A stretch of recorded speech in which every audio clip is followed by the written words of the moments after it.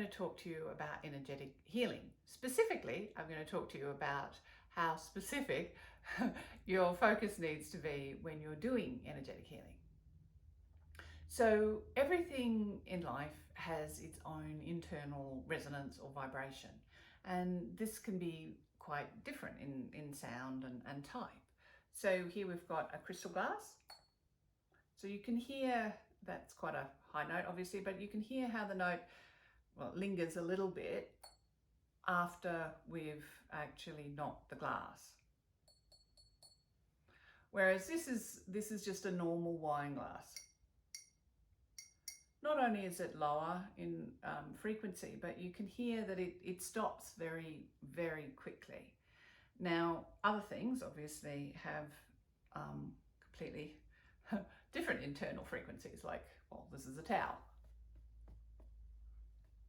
Really doesn't really make much resonant noise at all. So why does the glass make not only a different sound, but why does it stop very quickly?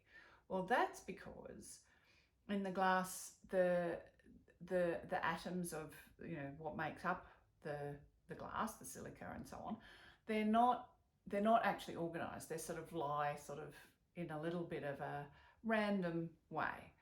So that means that all of the different molecules aren't necessarily going to be vibrating together.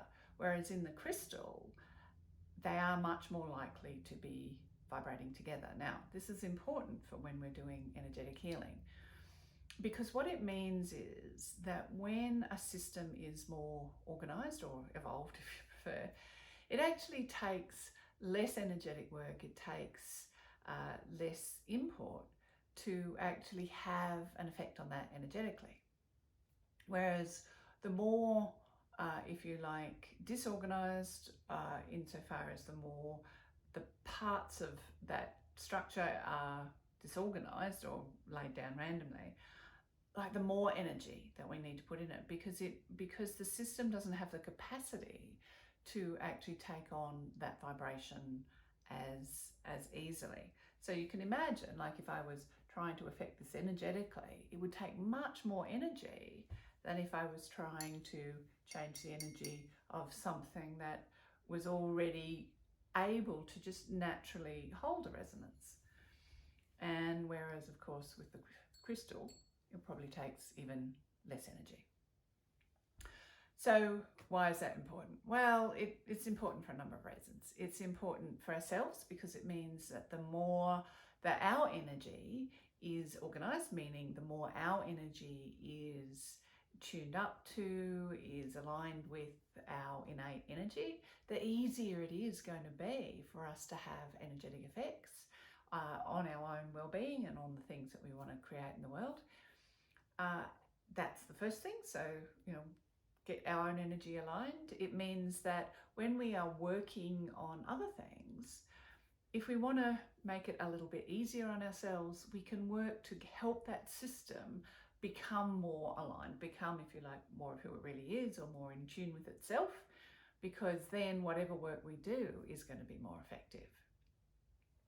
And the third thing is, again, about specificity, because one of the reasons why, you know, the hand towel is not nearly as resonant as the glass is because the glass actually has, if you like, only, well, I haven't actually checked it, but let's say it only has one note in it.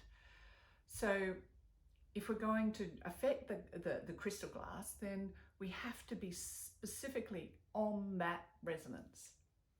That gets much more complicated the more disorganized a system is, because it means that if we're going to affect it, we're going to need to find every single resonance or innate vibration that something like this has. And because it's made up of different material, it is going to have more than one frequency in it.